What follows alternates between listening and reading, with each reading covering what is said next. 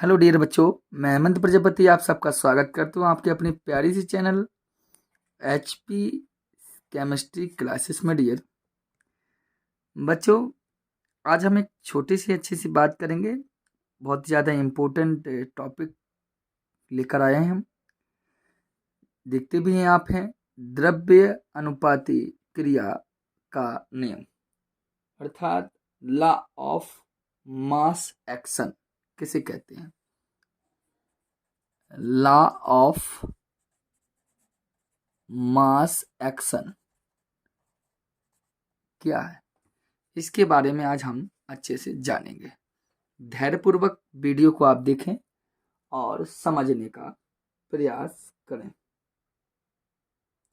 Dear बच्चों, आपको बता दें कि इस नियम को गुल्डबर्ग और वाघे नामक वैज्ञानिक ने दिया था। किसने दिया था डियर? यहाँ लिख दे रहा हूं, गुल्डबर्ग व वागे। इन दो वैज्ञानिकों ने लॉ ऑफ मास एक्शन के बारे में हमें बताया था। और ये दोनों के दोनों वैज्ञानिक डियर कहा जाता है कि नॉर्वे के रहने वाले हैं। कहाँ के हैं रहने वाले? नॉर्वे के। ठीक है, तो चलते हैं। हमें नॉर्वे और आरवे से मतलब नहीं है, लॉ ऑफ मास एक्शन के बारे में हम बात करें। लॉ ऑफ मास एक्शन क्या है, आपने थ्योरी तो देख रहे होंगे और पढ़ी भी होगी।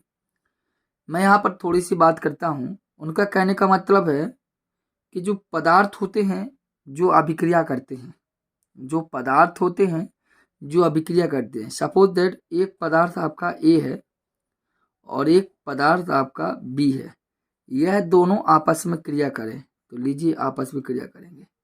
तो जब आपस में क्रिया करेंगे तो आप क्या जानते हैं, यह सी और डी नामक कोई उत्पाद का निर्माण भी करेंगे। और जब ए और बी जाएंगे तो सी और डी बनाएंगे, और सी और डी आपस में मिलाएंगे तो ए बी बना लेंगे। मतलब यह इस प्रकार दोनों दिशाओं में अभिक्रिया संपन्न होती है। ऐसी अभिक्रिया को आप जानते हैं क्या कहते हैं? उत्क्रमणीय अभिक्रिया या रिवर्सिबल रिएक्शन। ए और बी आगे जा रहे तो सी और डी मिलकर बना रहे, तो इस स्थिति में जब ए और बी मिलकर सी और डी बना रहे तो ए और बी कहलाएंगे अभिकारक। और जब सी और डी जाकर सी और डी जाकर क्या करेंगे, ए और बी बनाएंगे, तब अभिकारक क्या कहलाएंगे, सी और डी। जब सी और डी मिलकर ए बी बनाएंगे पक्ष अभिक्रिया में तो सी और डी अभिकारक होंगे। अग्र अभिक्रिया में ए और बी बनाएंगे, आपस में मिलकर बनाएंगे सी और डी, तो ए और बी अभिकारक कहलाएंगे। अर्थात हम कह सकते हैं यह अग्र दिशा की ओर बढ़ रहा है तीर, और यह है फर्स्ट दिशा। अगर हम कहें अग्र दिशा की ओर होने वाली अभिक्रिया में अभिकारक कौन है, तो आप कहेंगे सर ए और बी है। और फर्स्ट दिशा की ओर होने वाले अभिक्रिया में अभिकारक कौन है, तो आप जानते हैं सी और डी है। ठीक है, इतनी बात आपको समझ में आ चुकी होगी मेरी। तो ए बी अभिकारक हैं और सी डी अभिकारक हैं। तो होता क्या है, अगर हम लें द्रव्यानुपाती क्रिया नियम से, तो ध्यान देना यहां पर द्रव्यानुपाती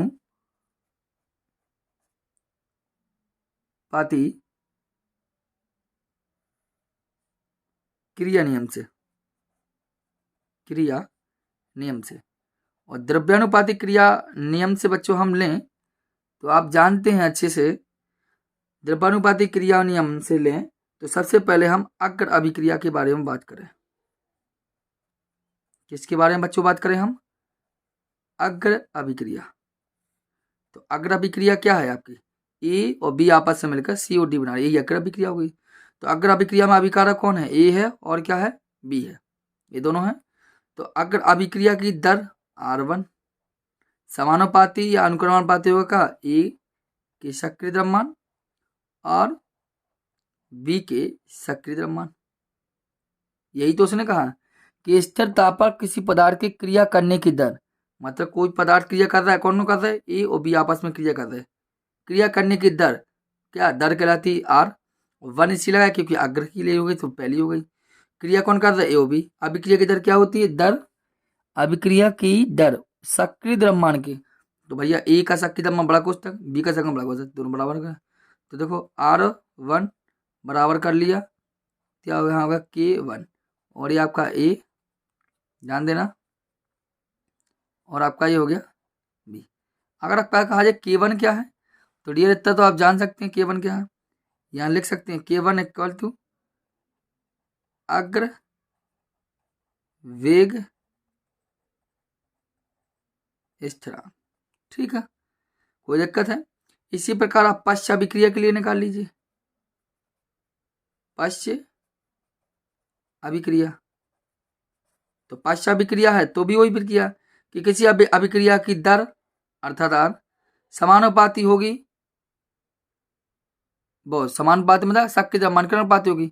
अब लेकर पश्च की बात करेंगे तो C और D अभिकारक होंगे क्योंकि ऐसी जा रही, ए और बी बंद है। तो यहाँ पर दूसरी की बात हुई तो R2, C active mass and D active mass. Active mass बोले तो शक्ति द्रव्यमान लेते हैं ना, तो R हो गया ना, हो गया। आइए आगे ले, तो R2 इक्वल टू यहाँ हो गया K2, और आपका देखो C और D हो जाएंगे, होगा।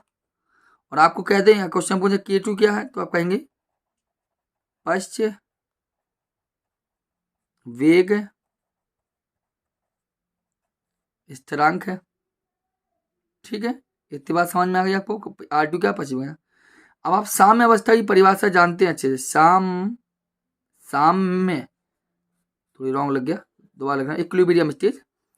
साम्य अवस्था से, साम्य अवस्था में देखें तो आप जानते हैं क्या है साम्य अवस्था में, कि जो अग्र अभिक्रिया दर होती है,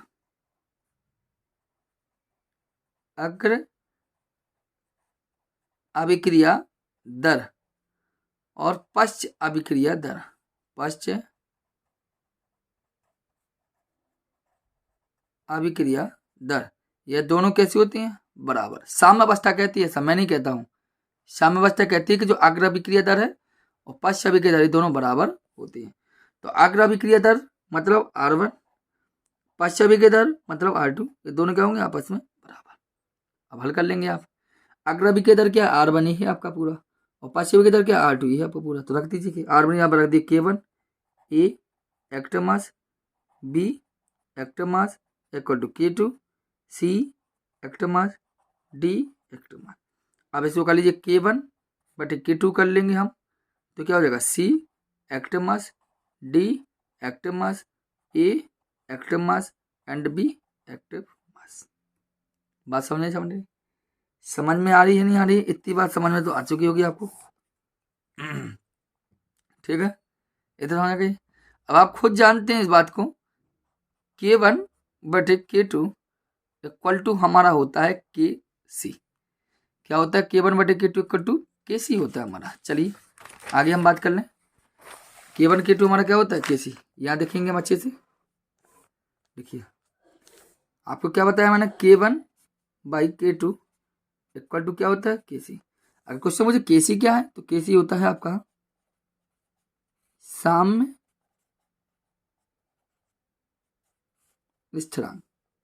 अर्थात हमने कहा साम्य स्थिरांक होता क्या है, तो K1 क्या है, अग्र वेग स्थिरांक,